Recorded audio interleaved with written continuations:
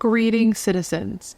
Hey you beautiful, creepy human being, you, and welcome to today's true crime episode. I am so happy that you are here. I am so happy that somehow in all of this that we're forced to deal with on the day-to-day, today you and I were able to find each other on this crazy little planet that we call home. My name is Brittany or BRATTERSTEIN, whichever you prefer, and today we're going to be discussing the murder of 40-year-old Ashley Smylie at the hands of her own 14-year-old daughter, Carly Gregg, in a case that has been dubbed in the media as the Deadly Daughter Murder Case. But before we get started, if you have not yet had the pleasure, please make sure to join the Brat Pack by subscribing and ringing that bell. I put out a new video every single week, sometimes 2 a week, and I would love to hang out with you. Yes, you, specifically you, but I can only do that if you join the Brat Pack and become one of us. All right, let's go ahead and get into this video. This video is on a case that I learned about pretty recently. And once I started looking into the case, reading all of the things, because I found myself so interested in what happened here, I realized that the reason I just heard about it is because it just happened. Ashley Smylie was just murdered in March of this year. So this case went through the legal system really quickly. And the reason that I just found out about it, and the reason that it, was so prevalent in the news, which is why it ended up on my radar, is because the trial actually just happened. And the day that I am filming this is the day that her killer was, what's the word? I just forgot English for a second. It's the day the verdict came back on her killer, her own child. Now I found myself so consumed with this case, reading everything, watching the trial. And after the trial kind of finished up, I expected that the verdict was going to take quite some time, and I didn't think I'd be bringing this video to you guys until probably November.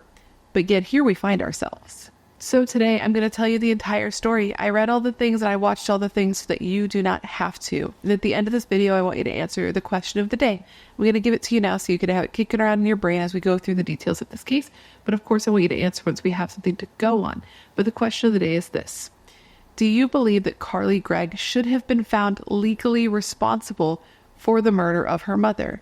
Let me know all your thoughts in the comments below after we go through the details of this case. Now, with all of that said, come gather around and let me tell you the story of the murder of Ashley Smylie. Our story today is going to begin on the evening of March 19th, 2024. It was on this day that a 39-year-old man named Heath received a text to his cell phone that simply said, "When will you be home, honey?"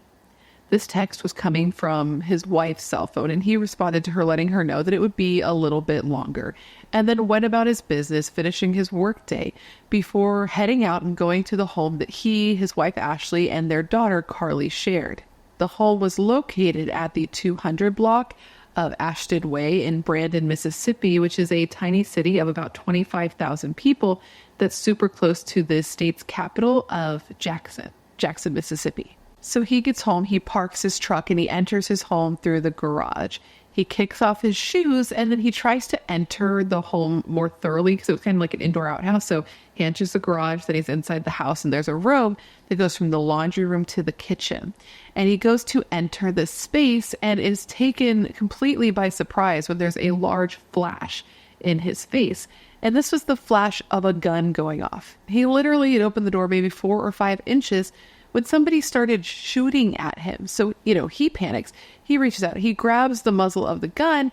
And that's when he realizes that the person on the other end holding this gun was his 14-year-old daughter, Carly. So Heath and Carly wrestle over this gun. And in the process of doing so, 2 more shots were fired, one of which hit him in the shoulder. And the whole time, Carly was screaming and she looked terrified. He said she looked like she had seen a demon or something. At this point, he is so confused. He's trying to figure out what's going on. And finally, he gets the gun away from Carly. She falls back and lands on her butt against the kitchen island and then gets up and books it. She ran super fast out of the house and hopped a fence once she got outside and was out of there. Heath said in that moment, he knew something was terribly wrong.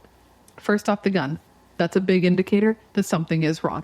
Then there was how terrified she looked and then how fast she ran. It was clear to him that she was clearly horrified by something that had happened, something that was in that house. So he got in his mind that maybe there was an intruder in the house. Maybe she was confused about who he was when he came in the door. She mistook him for an intruder because she knew somebody was in the house and then had opened fire. So he proceeds through the house like there is somebody there. He checks how many rounds are left inside the gun, and he starts moving his way through the house, calling out his wife's name and looking for said intruder. So he checked his bedroom, the bathroom, a spare room, the closet, and found nothing. There was no intruder. There was nothing to be found. But then he went and he entered Carly's room. And that's where he found his wife, Ashley Smylie, unfortunately no longer alive. She was lying on the floor and she appeared to be posed, like her arms were crossed over her body, and she had a towel, like a bloody towel, draped over her face. He said at this point he went to check her pulse to confirm that she was no longer alive. And when he did, he moved the towel a little bit and he was able to see what had happened to her. It was clear to him that Ashley had been shot. There was blood everywhere. And from what he could tell from when he moved the towel was that she had been shot somewhere in the right side of her face. So he calls the police shortly after 5 p.m. and he is in a total panic. And he's just telling the operator that he needs somebody to get there. He needs somebody to get there immediately. He's been shot. His wife has been shot. So police are quickly dispatched. And when they get there, you can see video of this. It's all over online. The whole trial's online. So they get there and they have him outside and they're tending to him because he has been shot. He's not seriously injured, thankfully, but they have him outside and they're trying to get information from him. And he tells them, I came through the back door and my daughter started shooting me. So with this information, officers know, the police know, they need to find Carly because she's either a witness or she's a suspect. So a search begins and a helicopter is deployed, serviced. A helicopter is used to try to find her, but ultimately it ends up being an officer on the ground that locates her. About 30 minutes after the cops had first responded to her home, and about a half mile away, she was found. And she was found just standing on the side of the road after having just crawled through a drainage sewage pipe. She crawls through this, gets out, stands on the side of the road, and an officer stops her. Now, when Carly was taken into custody, one of the very first things she asked the officer was, "Is my stepdad okay?" And this officer couldn't really answer that. He wasn't there. He didn't know. And also, I don't know how much they can tell her at that time. But something that was notable is that she asked about her stepdad, but she did not ask about her mom. And that's because she already knew that her mom was not okay, because police had already quickly put together the fact that there was no intruder. There's no intruder in this house. It was all Carly. And they were able to tell this because there was actually a video camera in the house. In the kitchen that faces out towards the hallway, there's a video camera that caught pretty much everything that happened on that camera. It was all on video. And what they found is that Ashley had been murdered by her own daughter. So Carly Madison Gregg was a 14-year-old girl who was said by pretty much anyone who knew her to be a pretty brilliant child, even skipping the 4th grade. She attended Northwest Rankin High School and was said to be incredibly gifted, was even named Student of the Year, and had spent most of her life being told just how smart she was. And it was something she was very proud of because she had a genuine love of learning, probably something that she inherited from her mother, the school teacher, who excelled at technology, the arts, and mathematics. Ashley Smylie actually taught mathematics at the school. I don't know why I'm saying mathematics. Math. She taught math at the school where Carly was attending school. And she, like her daughter, was said to be exceptional. She had taught at Warren Central High School and, like her daughter, had won an award. She won the award of Teacher of the Month. So Carly and Ashley were very close, particularly in the years leading up to the murder, because the early years of Carly's life had been very difficult on her and her family. In the early years of Carly's life, her mother, Ashley, was actually in a relationship with her biological father, Kevin, and she had a sister. She had a sister named Natalie. Now, what's super tragic here is when Carly was just 4 years old, her sister, Natalie, actually died. And how she died specifically, I haven't seen any reporting on, but based on Ashley's obituary after she was killed and what her family asked for in lieu of flowers, which was donations to a specific cause, I think it could have had something to do with spinal muscular atrophy. But again, this is just an assumption from me putting, 2 and 2 together, and I could be completely off base. But that is what I suspect. The point is, though, Ashley lost her daughter, Carly lost a sister, and shortly after that, I think within 1 to 2 years after Natalie's death, her relationship, Ashley's relationship with Kevin, Carly's biological father, fell apart, which could have been seen as something that was for the best because Kevin was said to have his fair share of issues. Reportedly, he constantly used drugs in front of Carly and even encouraged her doing things she shouldn't do, like giving her an entire beer and having her drink an entire beer when she was just 12 years old. He was said to be a bit of an unstable guy, an abusive guy who, in addition to having problems with drugs and alcohol, also struggled with his mental health, reportedly being diagnosed as bipolar and also with having schizophrenia. Though it has been argued that these conditions that he suffered from were drug-induced, but it's hard to say for sure. This is just what's in the reporting.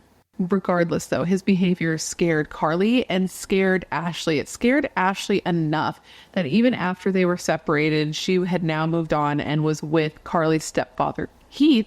She kept a gun, a loaded gun not under her bed, but okay, so here's her mattress. There's like a bed frame under it that has cubbies and shelves, right? So she would keep a loaded gun inside one of those cubbies on her side of the bed in case Kevin ever showed up to their house like uninvited. So that's tough, right? That's a lot for anyone to deal with. That's a lot for any family to deal with, but they had. And despite everything they had gone through, they were seemingly thriving. Though I'm sure Ashley was totally gutted because I cannot fathom losing a child. But even though that had happened to her at this point in her life when she was killed, she was a happy person. She loved reading, playing video games, walking her 2 golden retrievers, Wyatt and Finn, going to the beach and Disney World, as she was a Florida girl at heart. That's where she was born. And most of all, she loved spending time with her family. She was said to be such a devoted mother who loved Carly more than anything and planned everything in her life around her. People said her entire world revolved around Carly. Like, that was the love of her life, which now that I'm a mother, I totally get that. And then you add the layer here that she had lost another child. Like, I can only imagine that that would make you cling to your remaining baby a little tighter than you might otherwise have. And she was said, Ashley, all these other things, she was also said to be maybe a little bit overprotective, but this was something that didn't seem to be unwelcome to Carly. Carly and her mom were just said to be so close. Her stepfather, Heath, later said that they just loved each other so much, that Carly loved Ashley so much. And I think that that's a beautiful thing, especially considering she was 14 years old at this point and her mother also worked at the school that she attended. I could see a situation in which a teenage girl would have issue with that and start to push away, but that wasn't the case here. At least not with her mother. It's not to say that Carly wasn't changing and pushing away anybody. She just didn't seem to be doing that with her mom. Carly did seem to be sort of separating from her friends a bit, or at least she seems to show some negative emotions towards her friends. And apparently that was because her friends didn't take school as seriously as she did and didn't respect their teachers like she did. And she sounded to me like maybe she felt superior to her peers because she was such a smart girl and had been told she was exceptional for so many years. Because it's been reported that maybe she was a little bit rude to her friends that she didn't think were as smart as she was. And I feel like, I don't know about you, but I have known people like this. And they're not like the most fun person to be around. But no one likes to be made to feel dumb. And the thing about Carly is it's thought that this mindset, this tendency to sort of isolate and the fact that she was gifted and she did see herself as being different than her friends, like nobody was quite on her level, could have given her a feeling of loneliness. And this feeling of loneliness could have contributed to the mental health struggles that she started to experience. Now, reportedly, Carly's struggles with her mental health actually started when she was like 11 or 12, and that's when she began engaging in self-harm. She would cut herself or abuse sleeping pills. And when she was caught doing this by her mother, which wasn't until quite some time later, because I believe that I read that she was cutting herself on her upper thigh, but don't quote me on that because it's like a distant memory in the back of my brain about to be ejected out of my ears, because it's just like, that's how things happen sometimes. I'm getting old and my memory is going. But anyways, when her mother found this out, which was around Christmas of 2023, Carly said that these weren't attempts at her life. Like, she didn't want to die. She just wanted to relieve some of the pressure she had from her anxiety and her stress. Now, in response to learning her daughter was doing these things, Ashley did end up taking her to a pediatrician and from there, eventually a therapist. And the plan that seemed to be working for her, or that was being, executed for Carly to help with her mental health issues, was a combination of medication and talk therapy. And in talk therapy, she would tell her doctor, her therapist, while talking, about the things that had been troubling her. She told this doctor that she had intrusive thoughts, that she had trouble controlling her anger, and that she had trouble sleeping. But something that was notable, at least when it came to this case and when they eventually went to trial, is she didn't say, or she actually said that she did not experience hearing any voices or any memory gaps. So she would talk to this doctor about her life, about her mom, about school, about specific things that happened in school and what she liked about school.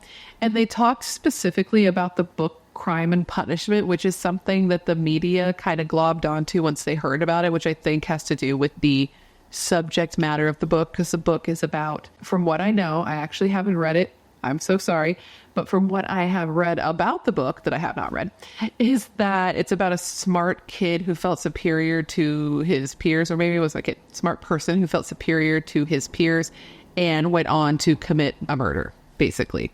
And so I can see why the media would glob onto that, considering the case that we are discussing and the way I have discussed or described Carly, right? But it is worth mentioning that her therapist did come out, because her therapist did have to testify at her trial, and said that she had met Carly like shortly before the murder took place, and that Carly hadn't even read the book yet. It was just something they were discussing. Maybe her therapist was recommending it to her. I really couldn't say.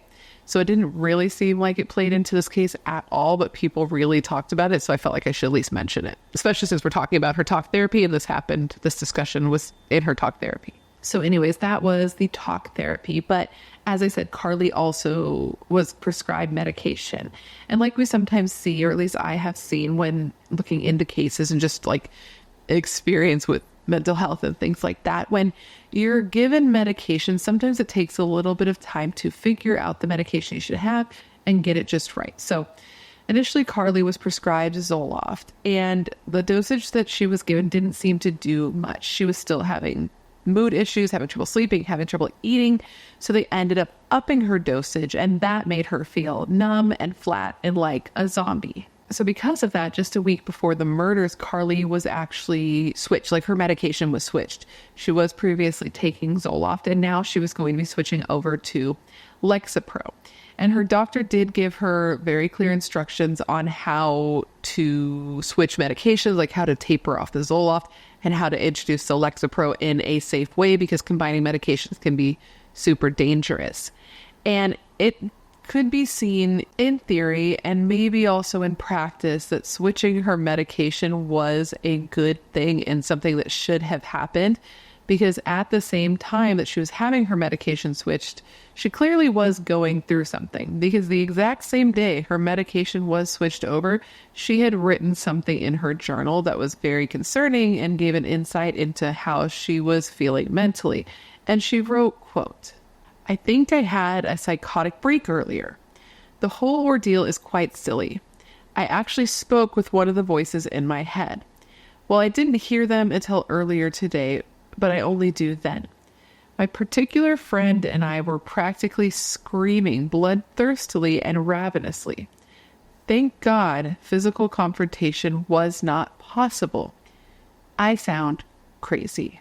Now, I don't think her mother knew about this journal, so she didn't have a real concept of just how bad things were with Carly, but she could tell that things weren't going great. Like, she knew that she was suffering from the anxiety and from the depression. She was taking her daughter in and getting her treatment for that, even though she herself had had a negative experience with mental health help. she knew her daughter needed it, so she still took her and did it.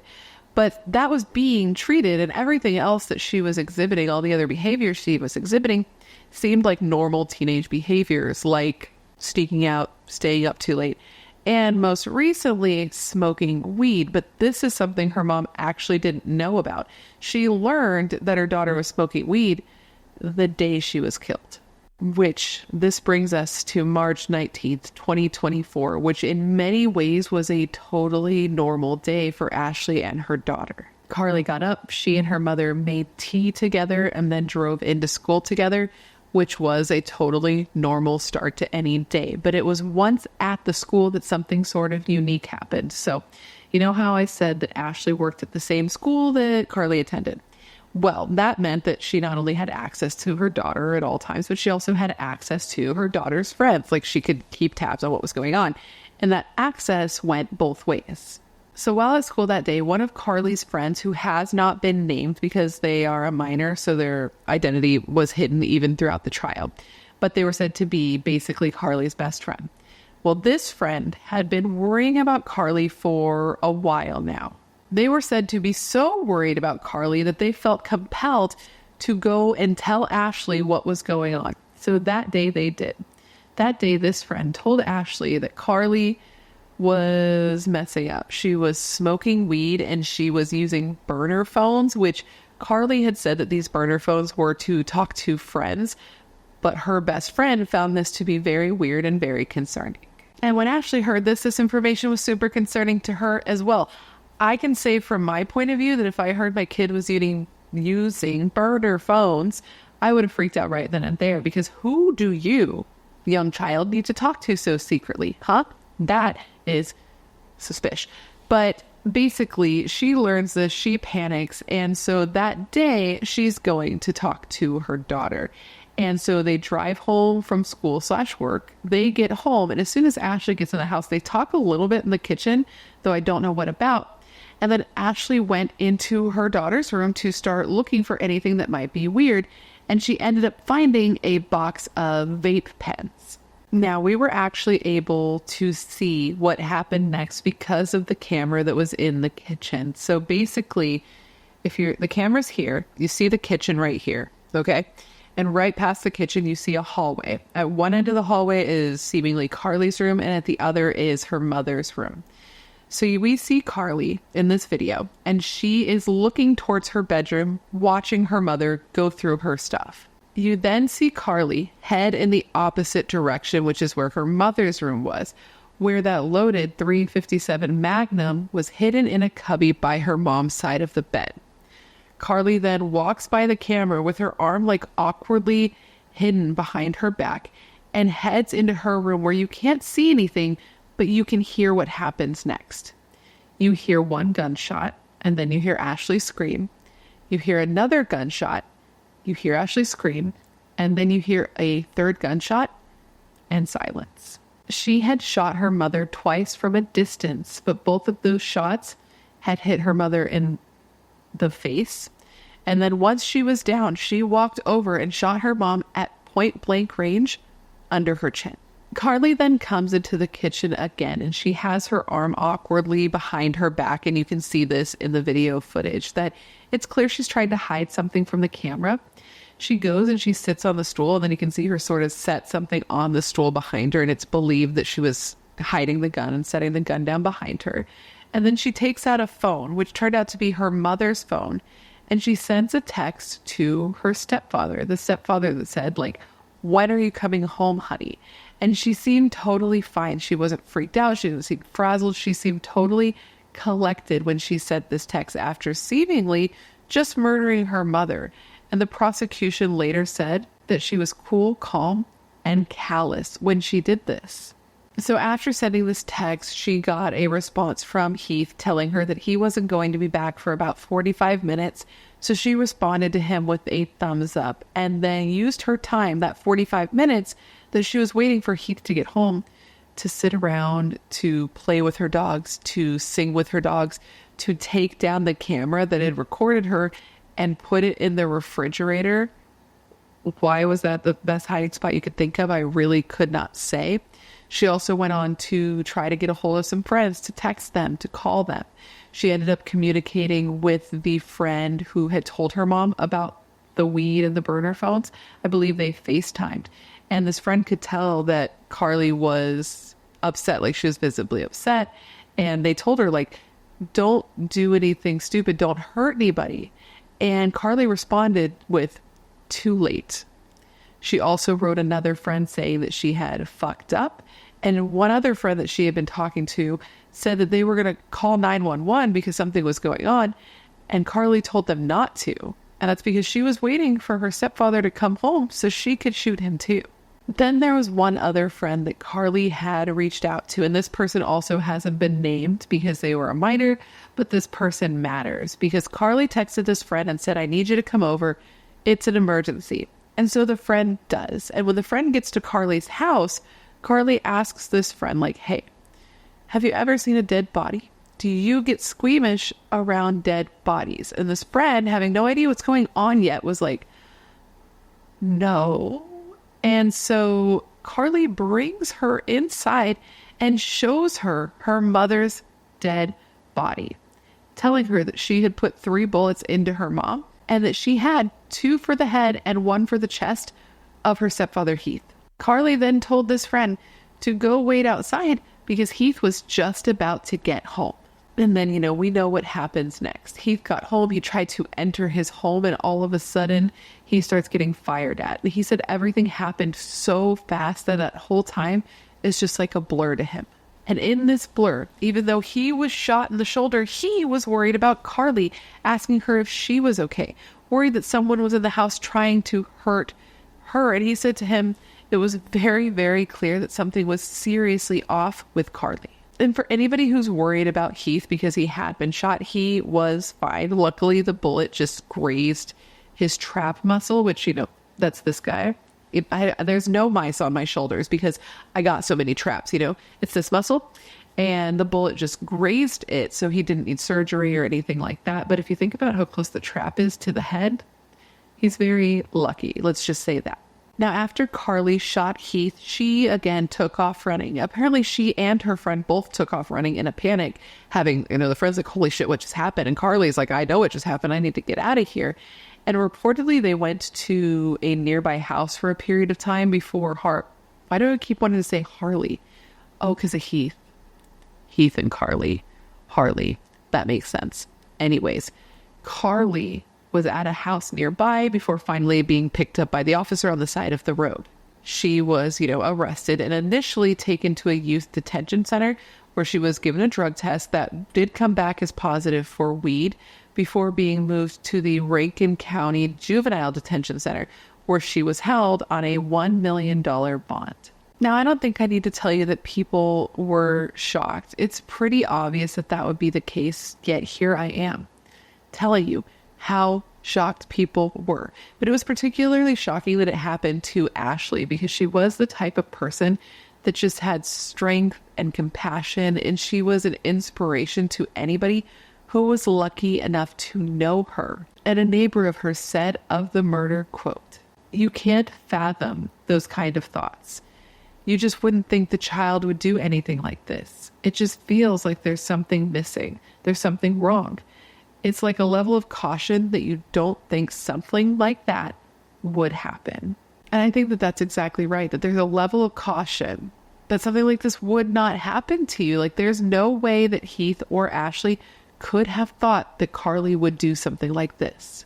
They knew she needed help and they were trying to do everything they could to help her because the 3 of them were very close. They were very loving. They seemingly had a good relationship, and that good relationship actually continued after Ashley was murdered and Heath was shot. Her family stood by her. Heath even stood by her. Apparently he would call her on the phone like every day when she was in jail, and when she eventually went to trial, he sat behind her to support her, and at one point during the hearing he even mouthed the words to her, I love you. Now, speaking of the trial, Carly was going to be tried as an adult, and she was being charged with first-degree murder, attempted murder, and evidence tampering, and she pled not guilty to all of the charges. Now, I did say that this case moved pretty quickly through the legal system because it did, but there were some delays in the beginning during the trial preparation stage. Notably, this was due to a lack of discovery, which if you don't know what discovery is, and I only know what discovery is because I used to have to do discovery when I worked for a law firm. Okay, but it wasn't like criminal or anything like that. So it wasn't as serious as this. But basically what discovery is a transfer of information and documents from one side to the other. I guess in Carly's case, the defense wasn't giving the prosecution everything that they needed. And the judge seemed to be pretty irritated with the defense, telling them that like it was clear that these were obvious delay tactics. And they were doing this after being warned several times that they needed to like sharpen up and get their shit together.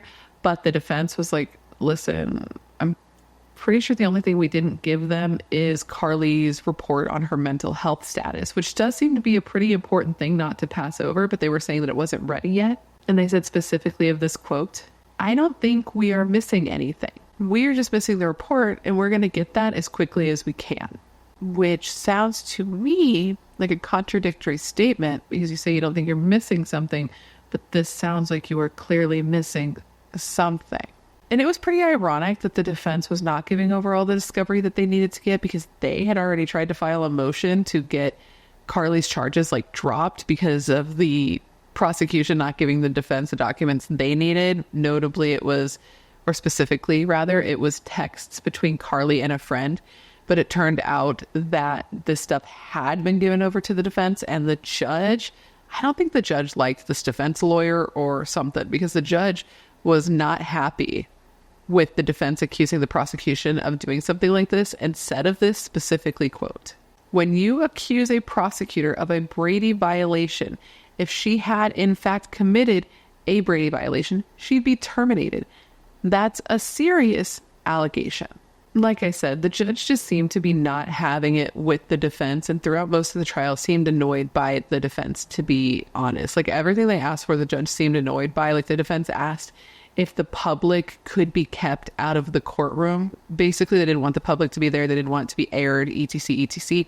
And the judge was just like, listen, this is the people's courtroom. The people are who pay for this courtroom, and we're not going to exclude anyone. And I mean, at this point, the judge had already issued a gag order on the case like earlier on. So this trial was going to be the first time that people got to hear anything about this case.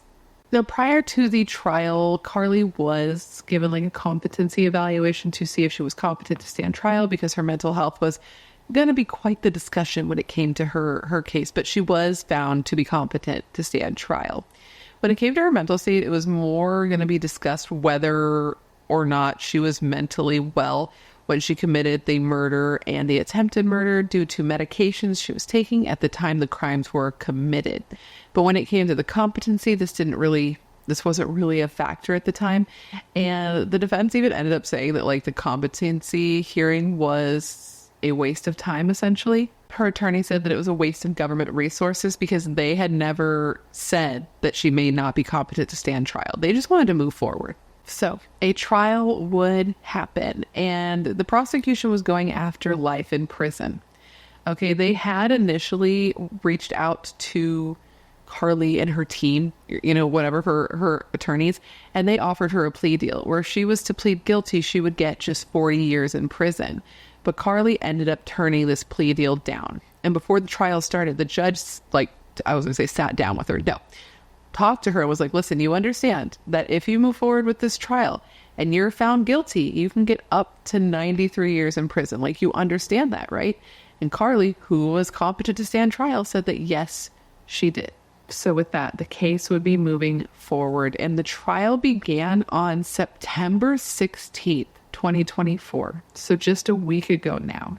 And the trial started with the 911 call that was very emotional and very impactful because it really painted a picture of exactly what happened here. Because you can hear Heath on this call saying that Carly had shot him, had shot her mother, and had ran off. And when this 911 call was played, and also when the body cam of the cops getting there after the 911 call was played, Carly sat there and sobbed. She cried a lot during this trial, to be honest. And when you see her cry, she does look very much like she is a little girl, which is hard to watch. And there are some photos of her from trial where she was smiling, and some of the more sensational news reporting was like, oh, this, horrible girl is sitting there smiling while she's on trial for her mother's murder, like, oh, but it wasn't even like that from what I could see from actually watching the trial. It's like she was looking at something that her attorney had drawn for her and or like wrote for her, and she smiled at that point. But most of the trial that I saw it, she seemed pretty fucked up about it. Like, she did seem to be more affected by some things than others, but overall, it didn't seem like she was happy to be going through this experience. Let's just say that. But anyways, the defense told the court that this wasn't a whodunit case, that it was clear who had murdered Ashley and tried to murder Heath. The question here was not who, but why. And the prosecution had a good theory as to why. They believed that Carly had murdered her mother because her mother was about to find out about her secret life. Because that day, the friend had told Ashley that Carly was, smoking weed and using burner phones. So her mom went into her room and was about to find out everything that Carly didn't want her to know, all the secrets that she held about the weed, about the burner phones, about a boyfriend she had, about self-harm. Now, the defense, they disagreed. They said that yes, Carly murdered her mother, but it was more complicated than that. They said that Carly was struggling from mental health issues, that she, like her father, suffered from bipolar 2, and that the symptoms of this were getting worse and worse leading up to the murders, and that the day of the murder she was hearing voices incredibly loudly in her head, and that during the time of the murder she had actually blanked out, like she had no memory of this happening. She just remembered like putting her dogs outside, and then the next thing she knew, she was standing on the side of the road after crawling through a drainage pipe. And this was a theory that the prosecution said they found to be very convenient, that she remembered before school, during school, and then when she got arrested, but just happened to forget that 1 hour where she was murdering her mother. But it could be said that if she was innocent, she might find this rather inconvenient. Now, the first two witnesses that were called for the defense were two of Carly's closest friends, and these were the two friends that I already mentioned that weren't named because they were minors, but they did testify that Carly had mentioned hearing voices in her head prior to the murders taking place, though they did say the day of the murders, Carly seemed totally normal. They did admit that Carly had experimented with drugs before, like mushrooms and once cocaine, but mostly just smoked weed. And this is something that Carly herself admitted. She said that she had started smoking weed weeks before the murder to help with her anxiety and to help her sleep. Now, one of these witnesses was the girl who was at the house after Ashley's murder and during Heath's attempted murder, and she had to recount what she saw. And remember, this child saw Ashley's dead body.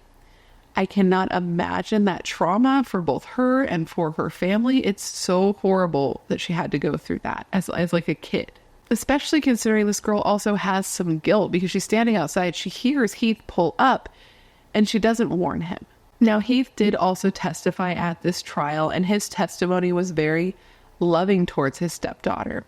He said he wasn't afraid of her prior to the shooting, and he isn't afraid of her now. And he said that he truly believes that at the time she shot at him, that she did not know who he was. She didn't recognize him. He said that he could tell this because of her eyes, like the look in her eyes.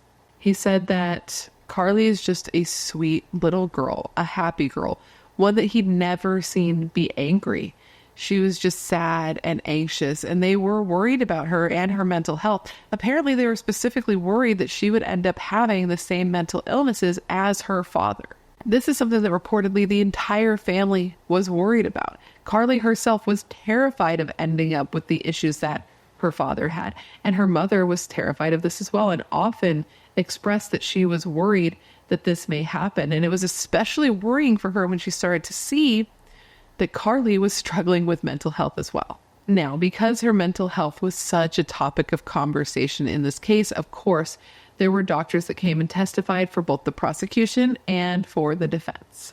The defense obviously had doctors who testified to the theory that Carly was not in her right mind when she murdered her mother. In talking to Carly, the defense's doctors found that Carly had started hearing voices in her head when she was 5 or 6 years old, which is reportedly unusual for kids that age.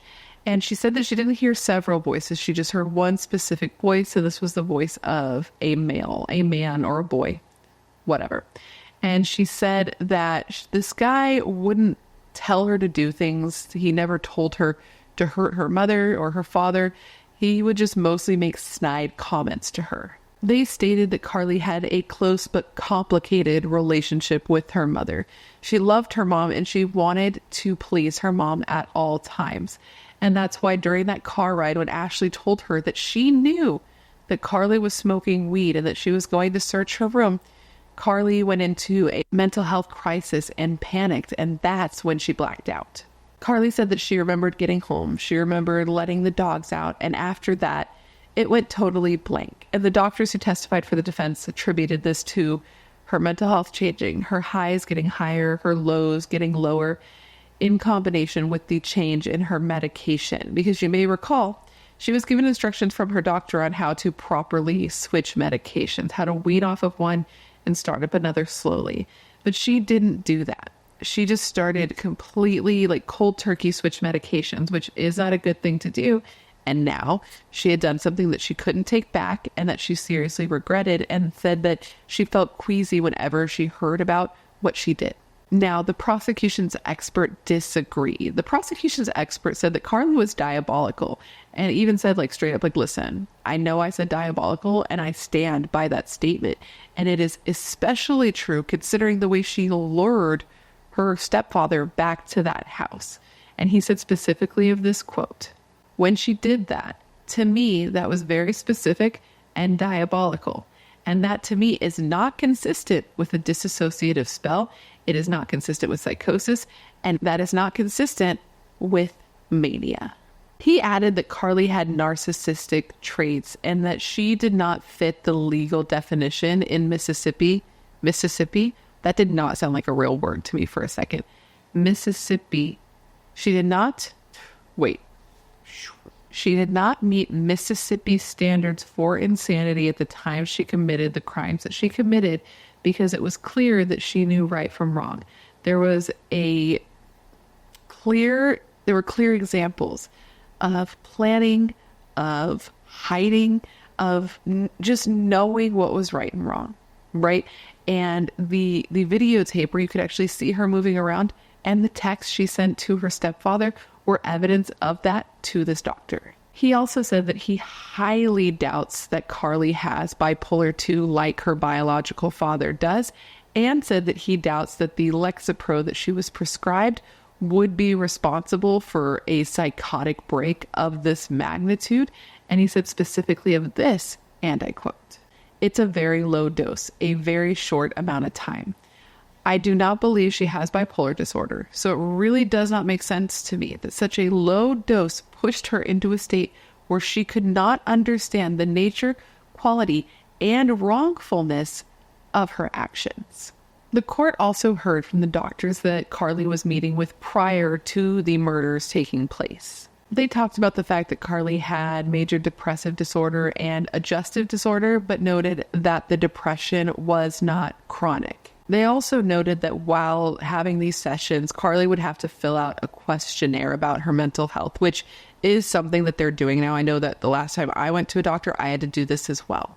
And one of the things that she indicated in her questionnaire is that she was not hearing voices. And in her final session before the murders, the doctor noted that Carly didn't seem to be suffering from any suicidal or homicidal actions, ideologies. She didn't seem to have that in her, and she wasn't expressing any side effects from her medications. The doctor said she seemed very oriented. She didn't have erratic speech. She wasn't talking too loud. She wasn't too angry. She wasn't too happy.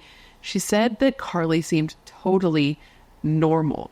The doctor even said the only thing of note that was different about Carly in the time leading up to the murders is that she had recently chopped off all her hair and given herself bangs. Or I don't know if she gave them to herself or if a hair cutting person gave it to her. So if you look at photos of her from shortly before this, she actually had long blonde hair, but she chopped it all off. And it was something that was questioned by her doctor and also by her mother. But in talking to the doctor about this, she said that there was nothing wrong. And the doctor determined that she wasn't suffering from like an identity crisis. Because sometimes somebody doing like a big hair change can be indicative of something going wrong, right? Like the red hair thing that us ladies like to do when we're going through something. But in this case, that didn't seem at the time to be the case with Carly. Now, even though the doctors in this case disagree on whether or not Carly was mentally ill to the point that she didn't know right from wrong and was therefore not responsible for her mother's death, it does seem pretty clear that this kid was struggling, right? I mean, her mother even took her to therapy and put her on medication. And this wasn't a decision that Ashley made lightly. Okay, like Ashley loved her child, was fiercely protective of her child, had already lost one child, and would therefore not do something that could be damaging without it being absolutely necessary. Okay. And Ashley herself had bad experiences with mental health help in the past. She had her own negative experiences with Prozac, for example. So she would not have put her child on a medication like this unless it was absolutely necessary, unless she needed it. And according to the defense, quote, that tells you everything you need to know about the serious mental health issues that Carly was having. But in addition to that, in addition to the fact that her mother had her on medication in the first place, they also had some of Carly's writing, her journals, that specifically showed that she was going through something, like when she wrote about having a mental breakdown. And when she just wrote strange things, like specifically she wrote, quote, I choose fire. It is powerful, beautiful, and deadly. These are the traits I desire, so I choose fire. And she also wrote, quote, do I have schizophrenia? And quote, am I having a psychotic break? She also had a sketchbook where she wrote concerning things like, quote, I don't think I'll make it any longer, and quote, please help me. Which all of that is scary and concerning, especially when we end up where we are.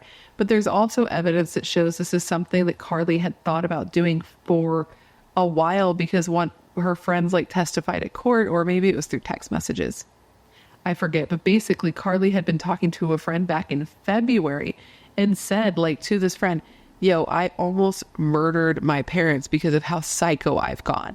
And, you know, I actually want to go back to the journal because I forgot to mention something when I was talking about the journal, because the prosecution references it. Specifically, the prosecution references that there were 5 beliefs written down that she believed, that Carly believed. And these beliefs were that you make your own destiny, that heaven and hell are false, and that there is no God. Like those were the first 3. But the 2 that the prosecution found to be most notable and most relevant when it came to this case is that Carly wrote that she believed that you don't need to have a family and that it's okay to be evil. The defense countered this by saying that the writings in these journals show that this was a sick teenager that was clearly struggling with their mental health, and said that the big thing here for them was that there was no motive. There was no motive for Carly to murder her mother. So she was obviously crazy when she did it because there was no reason for her to do it. And the defense said that basically the prosecution was asking you to leave your common sense at the door. The defense closed by saying that Carly wasn't a bad kid. She wasn't an enraged kid. She wasn't a kid who had a lot of hate in her heart for her mother. It was the opposite. She loved her mother. She loved her stepfather. They were very close, but she was struggling. They said that Carly had mental health issues, the same type her father had, that the medication she was taking had caused her symptoms to worsen, the voices she heard to get louder, and she went into a state of psychosis and locked herself. They said it was just simply the perfect storms. She was in a glass case of emotions. But in reference to the voices that Carly said she heard, the prosecution said, listen, there's only one voice that matters here, and it's the voice of Ashley Smylie, who has permanently been silenced by her own daughter. The state closed up pretty quickly, saying basically that there was no question that Carly had killed Ashley. There was no question that Carly had tried to kill Keith. There was no question that Carly had tampered with evidence and had taken that camera and hid it in the refrigerator. And they said, listen, she knew right from wrong when she did all of this. They were like, she was not insane when she committed these crimes. They added that the defense was saying that the prosecution wanted them to leave common sense at the door, but that couldn't be further from the truth. What they honestly wanted them to do was to use their common sense and look at the actions that Carly had taken that day that shows that every step of the way she knew what she was doing, that every step of the way she took steps to conceal what she was doing. She took steps to lure somebody to the house. She took steps to make sure she was able to commit these murders, and took steps to try to hide what she did because she wanted to get away with it and she knew it was wrong. They added that the one thing the defense was right about is that they don't know why she committed these crimes. But I don't know if you know this. Maybe you do. You probably do if you watch true crime, but you don't have to prove why a person did what they did. Motive is not something that has to be proven in a court of law. I don't know if you know that, but that's true.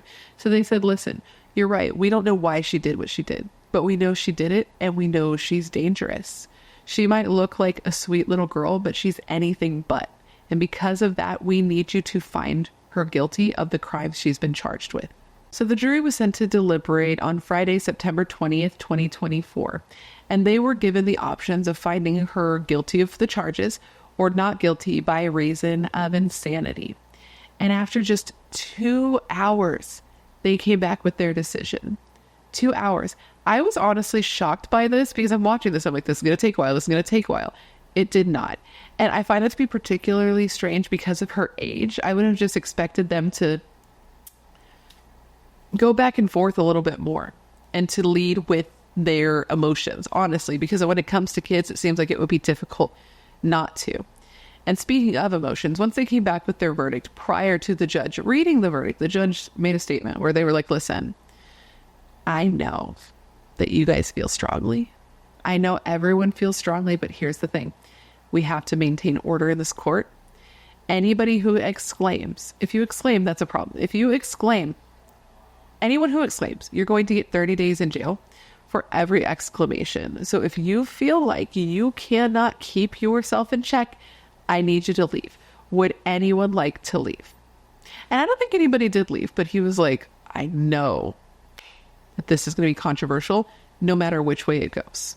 So with that, after a 5-day trial and 2 hours of deliberations, the now 15-year-old Carly Gregg was found guilty on all 3 charges: the murder, the attempted murder, and the tampering charge. The courtroom dude was silent as the judge went through and confirmed with each juror that this was the verdict that they wanted. I don't know if you've ever watched a trial, but they go, juror number 1, when it comes to this count, blah, blah, blah, blah, blah. Went through each juror every time for each charge every time. And each time the jury's like, yeah, that's what's up. She's guilty. And you could tell that Carly was clearly very, very stunned that they had come back so quickly. Honestly, I was too. Her family was also shocked. You know, her stepdad, Heath, and her mother's parents, her grandparents had stood by her through the entire trial. And they were very surprised to see that she was, in fact, found guilty, and were scared because she was facing some serious time. Because remember, she turned down the deal, which would have given her just 40 years. So now she's facing, I believe it's 20 years to life for the murder charge and then 30 years to life for the 2 additional charges. Now, if you've watched a trial before or you've listened to a true crime case before, you know that sometimes in these cases what happens is you have the trial, you have the verdict, and then the sentencing is scheduled for another day where you come back, you have this whole hearing, and the person is sentenced.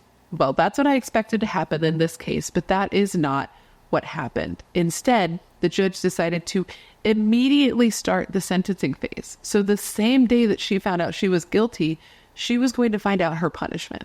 Now, prior to her being sentenced, her defense attorney actually asked the court that the judge make the determination when it came to her sentencing instead of the jury, because right now it was going to be the jury.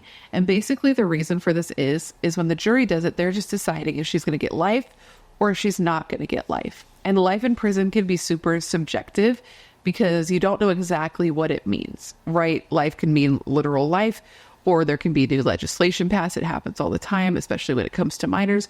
or what that life sentence is changes over time, but you don't know what that's going to change to. So at the time that it happens, it's just life, which is very scary. But if it is the judge making that decision, he would choose an actual length of time, somewhere between like 20 and 40 years is what the defense was thinking. So that's why they were asking for this. But in the end, the jury ended up making the decision. The defense told the jury that this whole situation had been very hard on not only Carly, but also her family. And then asked the jury to please respect what the family wanted and not sentence Carly to life in prison. They wanted her to have the opportunity to get out of jail and to get better, to get mental health help, and to be able to have a life outside of the jail. And this case reminds me, I don't know why that sentence started to go really slow. You know why? I'll tell you why. Let me tell you why. It is 12:27 p.m. a.m. 12:27 a.m. I'm just very tired and now my brain is a jelly. But the point is, the defense was basically like, no, I already said that. What I wanted to say is that this case reminds me a lot of Sidney Powell. Do you remember that case? I covered it a while back. If you haven't watched it, you should. It's pretty similar to this one, actually, in some regard, because every case is so unique because they're different people. But in that case, Sidney Powell murdered her mother, Brenda Powell, and her family was on her side and basically was telling the prosecution, like, don't even send her to trial. Don't send her to jail. Put her in a hospital right off the bat. They didn't want her to go to jail. They wanted her to get help. And this case just reminds me of that in that regard. It's just such a sad dynamic because truly, what is the right thing to do? Is the right thing to honor the family, or is the right thing to punish? And how do you know when one's appropriate and one's not? It seems very subjective. Now, back to the punishment phase. It only took 30 minutes for the jury to come back with their determination when it came to how Carly would be sentenced. Now, by this time, it was thought it would take longer, so Carly wasn't even in the courtroom. And when she came back into the courtroom, she was like smiling. I don't know what was happening out there. She seemed smiling and she seemed happy. How one can be smiling and happy after just finding out that you are guilty of all of these crimes, I do not know. But what I do know is that her smile was quickly wiped away when her sentence was read. It was wiped away after that, I'll tell you that. At just 15 years old, Carly was sentenced to life in prison with no possibility of parole. She will have to serve 2 life sentences concurrently for the charges of murder and attempted murder, as well as 10 years for the tampering with evidence charge. Now, her attorneys have said that they are extremely disappointed with how this case turned out. They knew it was going to be a difficult case, but they were confident to a point that they'd be able to get her the mental health help that she needed. But things just didn't go the way that they expected it to. But they know that they just have to respect the jury's decision because that is what the jury's there for. They said that Carly is doing better, that she's on a mood stabilizer. So that is helping her become more like a person and evening her out mentally. And they said that, of course, she's sad and she's scared at what the verdict was and what her sentence is. But she also knows that it's not over because this is exactly what the appellate court was made for. And in that vein, on that topic, they said that they were going to be filing an appeal for Carly within the next few weeks at this point. And since this just happened, we're watching this happen on Friday, and I'm going to get it up Monday. So, yeah, I had already had the video basically ready, and then I was waiting to find out what happened with the sentencing phase and the verdict, and it all happened so quickly. So I'm going to have this one up really fast for once in my life, which is unlike me. But all that's to say that in a few weeks from now, because if you're watching this in real time, it is a few weeks from now, they're going to be filing her appeal. So right now, I don't know what that appeal is going to entail, but we will be seeing that in the future. So, with that, Carly is in jail. She, according to her attorneys, is in solitary confinement and has been in solitary confinement for 183 consecutive days because of her age. They said that she's going to be there until she's able to be of age and move into an adult cell. And that is concerning to them, especially because legally you can't even keep an adult prisoner in jail for 183 consecutive days. So who's to say what sort of psychological damage this is doing to a girl that they already believe has pretty bad psychological damage. And I don't think there's an argument there. I do think that she is mentally ill. It's just, whether or not she was mentally ill enough to be deemed not responsible for the murder. That's different. But I would say that it's pretty inhumane to have anyone in solitary confinement for, half a year. But I don't know what the alternative is because I'm not in that position. It's just very tragic. And Carly's attorney has said that she believes that there were 3 victims in this case: Ashley, Heath, and Carly. And she's added that because Carly was found guilty and sentenced to life in prison instead of getting the mental health help that she and Carly's family truly believe that she needs, her family has now been made victims too. And with that, my friends, is the story of the tragic murder of Ashley Smylie. I hope you found my telling to be informative. I hope it made sense. And of course, I just want to thank you for hanging out and remembering Ashley with me today. Now, considering everything I told you throughout this video, I now want to revisit the question of the day. And that is this: do you think that Carly should have been found legally responsible for the murder of her mother? Like, do you think that it's appropriate that she's in jail, or do you think she should have been sent to a hospital? Let me know all your thoughts in the comments below. I'm curious to see what everyone thinks here. And let me know if you watched the trial. I'm curious to see what you think of that too. Anyways, guys, before you leave, please don't forget to leave me a comment down below with whatever cases you'd like to see me cover in the future. As you may know, I have a long list of cases, and whenever you leave me a suggestion, I put it on my list with your name next to it. So if I cover it, I can give you a shout out. I love looking into the cases you guys suggest because they're often cases I haven't heard of or cases that need more coverage. And I know you're filled with great ideas and great taste. Otherwise, you would not be here. If you haven't already, please don't forget to join the Brat Pack by subscribing and ringing that bell. I put out a new video every single week, sometimes 2 a week, and I would love to hang out with you. Yes, you, specifically you, but I can only do that if you join the Brat Pack and become one of us. One of us.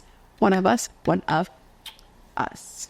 And if you want to hang out more consistently, all my social media is listed down below, along with a link to my membership and a link to my merch store.